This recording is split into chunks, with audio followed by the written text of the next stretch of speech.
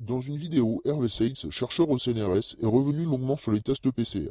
Nous n'avons gardé que quelques extraits qui concernent les fake news, nous vous invitons à regarder toute sa vidéo.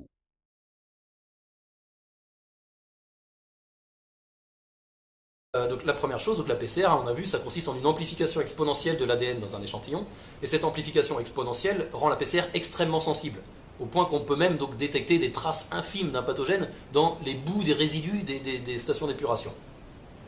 Mais cette grande sensibilité vient à un coût, et ce coût, c'est son manque de précision. Et notamment, on l'a vu, quand il s'agit de classifier les patients en positif ou négatif, il peut y avoir des fois des problèmes d'interprétation sur les gens qui tombent au milieu dans la zone grise.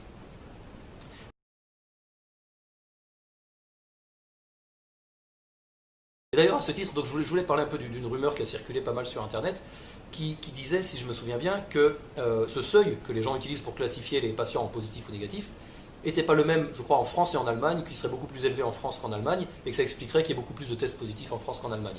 Non, en fait, c'est pas comme ça que ça marche. Chaque labo d'analyse doit valider sa procédure, et donc, effectivement, ils peuvent avoir des seuils différents et puis des procédures expérimentales différentes d'un labo d'analyse à l'autre, mais c'est pas décidé de façon centralisée, de façon nationale. En fait, entre les labos d'analyse français, déjà, il y a des différences, et entre les labos allemands aussi, et vous n'avez pas une autorité centrale qui dit en Allemagne, on utilisera tel seuil, et en France, on utilisera tel seuil.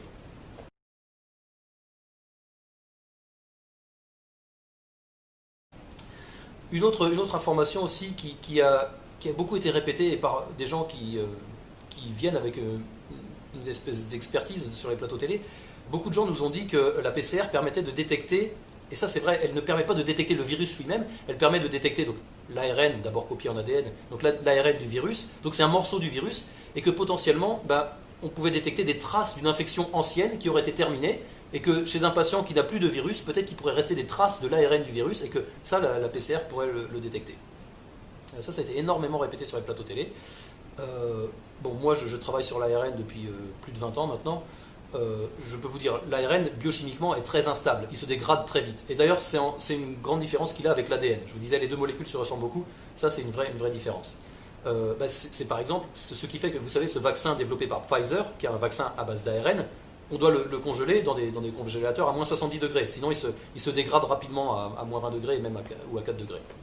Et donc l'ARN se dégrade rapidement à des températures un peu élevées. Donc évidemment, dans le nez de quelqu'un, plutôt à 37 degrés, l'ARN ne survit pas bien longtemps. Il peut persister un petit peu s'il est protégé, par exemple, dans un résidu de l'enveloppe virale. Ça peut persister un petit moment, mais vous n'allez certainement pas avoir des traces d'ARN comme ça qui vont rester pendant des semaines et des semaines après une infection et qui pourraient être détectées chez un patient, donc des semaines après sa guérison.